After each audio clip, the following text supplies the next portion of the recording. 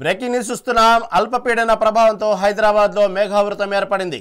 తెల్లవారుజాము నుంచి ఎడతెరిపి లేకుండా భారీగా వర్షం కురుస్తుంది. మాదాపూర్ హైటెక్ సిటీ రోడ్లు జలమయం కావడంతో వాహనదారులకు తీవ్ర ఇబ్బందులు పడుతున్నారు.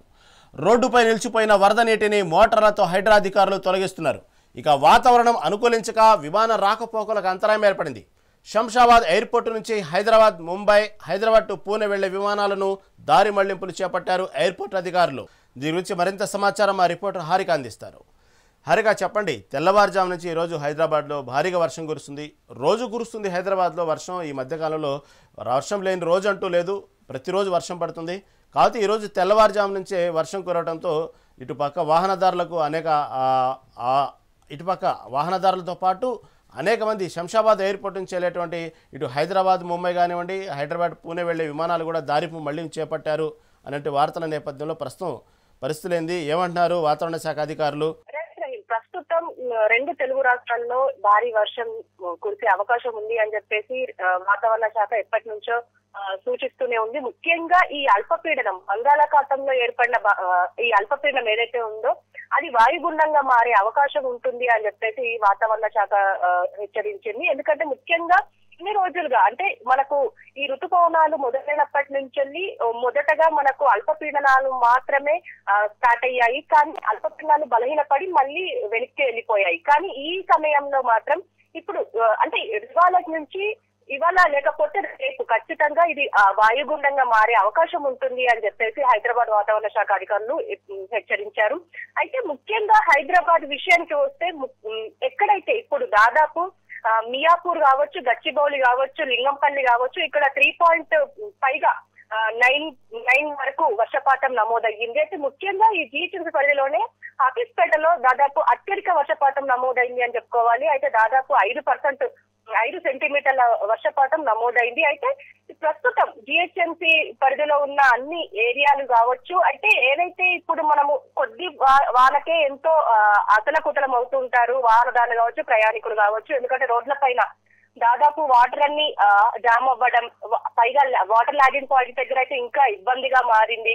సో వీటన్నింటికి సంబంధించి ఎప్పటికప్పుడు అధికారులు సమన్వయంతో పనిచేస్తున్నప్పటికీ ఈ తిప్పలు తప్పడం లేదని చెప్పుకోవాలి. ముఖ్యంగా ఎప్పుడైతే ఇప్పుడు మనం చూస్తూనే ఉంటాము గత 2 రోజులుగా అక్కడక్కడ మేఘావృతమైన వాతావరణం ఉన్నప్పటికీ మనకు అంతగా లేదు. కానీ నిన్న సాయంత్రం నుంచి మాత్రం వర్షం అందుకుందని చెప్పుకోవాలి. ముఖ్యంగా ఈ రోజు తెలంగాణ జిల్లాల్లో కూడా ఈ రోజు మొత్తానికి ఆరెంజ్ అలర్ట్ అయితే ప్రకటించింది వాతావరణ శాఖ. ముఖ్యంగా నిజామాబాద్, నిర్మల్, జగిత్యాల్, రాజన్న సిరిసిల్ల, కామారెడ్డి, మెదక్, వికారాబాద్, వనపర్తి, నాగర్ కర్నూల్, మహబూబ్ నగర్, జయశంకర్పల్లి, భూపాలపల్లి, ములుగు ఈ అన్ని జిల్లాల్లో ముఖ్యంగా మొత్తం ఆరెంజ్ అలర్ట్ ప్రకటించింది. రేపు అంటే ఈ వాయుగుండంగా మారే అవకాశం ఉంటుంది కాబట్టి కొన్ని జిల్లాలకి రెడ్ అలర్ట్ ప్రకటించే అవకాశం ఉంది అని చెప్తున్నారు. కానీ ప్రత్యేకించి ఈ జిల్లాకి రెడ్ అలర్ట్ అని చెప్పేసి ఇంతవరకు మనకు చెప్పలేదు. అయితే ఈ ఉపరితల ఆవర్తనం నిన్న బలపడి అల్పపీడనంగా మారింది అని చెప్తున్నారు. అయితే ఇది వాయుగుండంగా మారే అవకాశం ఉందని అయితే ప్రస్తుతం చెప్తున్నారు రహీం. అయితే ఇప్పుడు ప్రస్తుతం అత్యధిక వర్షపాతం మాత్రం నల్గొండ జిల్లాలో వస్తుంది అని చెప్తున్నారు. దాదాపు 10.73 సెంటీమీటర్ల వర్షపాతం నమోదైంది అంటున్నారు. అలాగే జనగాం, ములుగు, నల్గొండ జిల్లాల్లో పులిచెర్లలో ఇప్పుడు 9.35 ఉంది. అలాగే ఏటూరు, నాగారం, నల్గొండ, అలాగే మెదక్ ఇవన్నీ జిల్లాల్లో దాదాపు 5కు పైగానే వర్షపాతం నమోదైంది అని చెప్పేసి అధికారులు చెప్తున్నారు. అయితే ఖచ్చితంగా ఇటు ప్రజలు అప్రమత్తంగా ఉండాలి, ముఖ్యంగా రైతులు. ఎందుకంటే కరిపోయి ఇప్పుడు రబీ వచ్చే సీజన్ కాబట్టి వీళ్ళు పంటలకు రెడీగా ఉంటారు. కాబట్టి మేము అధికారులతోని అటు ఈ అగ్రికల్చర్ డిపార్ట్మెంట్ తోని మేము ఎప్పటికప్పుడు సమన్వయం చేస్తున్నాము, రైతులకు సూచనలు ఇస్తున్నాము, అలాగే మెసేజ్లు పంపిస్తున్నాము అని చెప్పేసి చెప్తున్నారు.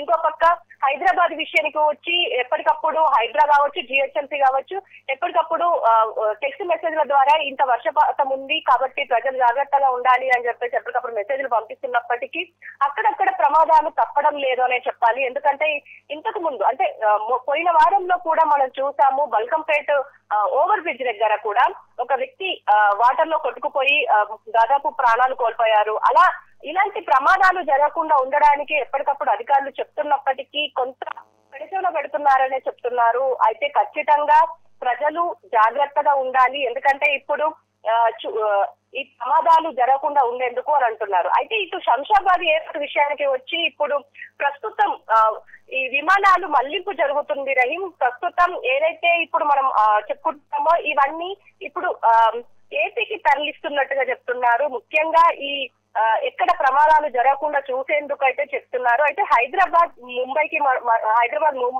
హైదరాబాద్ పూణే ఇవన్నీ మళ్లింపు జరిగాయి అని చెప్పేసి అధికారులు వెల్లడించారు. అంటే ఈ మధ్య మనం చూస్తూనే ఉన్నాము. ఎప్పుడైతే అహ్మదాబాద్ ఫ్లైట్ యాక్సిడెంట్ అయ్యిందో అప్పటి నుంచి వెళ్ళి కొన్ని ప్రమాదాలు బయటకు వస్తూనే ఉన్నాయి. ఇది మళ్ళీ జరగకుండా ఉండేందుకు అధికారులు ఎప్పటికప్పుడు సమన్వయం చేసుకుంటూ ఇటు ప్రయాణికులతో కూడా సమన్వయం చేస్తున్నారు. వాళ్ళు ఆందోళన చేస్తున్నారు. అంటే వాళ్ళు వెళ్లే బిజీ షెడ్యూల్స్ వల్ల వాళ్ళు ఆందోళన చేస్తుంటే వాళ్ళు సహకరించాలి అని చెప్పేసి అధికారులు చెప్తూనే ఉన్నారు. ఎందుకంటే ఇప్పుడు ప్రస్తుతం కొన్ని ఫ్లైట్లు గన్నవరం దగ్గర ఆగినట్టు తెలుస్తుంది. అంటే అటు మళ్లించినట్టు తెలుస్తుంది. తర్వాత వాతావరణం అనుకూలించిన తర్వాత ఎవరి డెస్టినేషన్ కి వాళ్ళని పంపించే అవకాశం ఉంటుంది అయితే అంటున్నారు అధికారులు.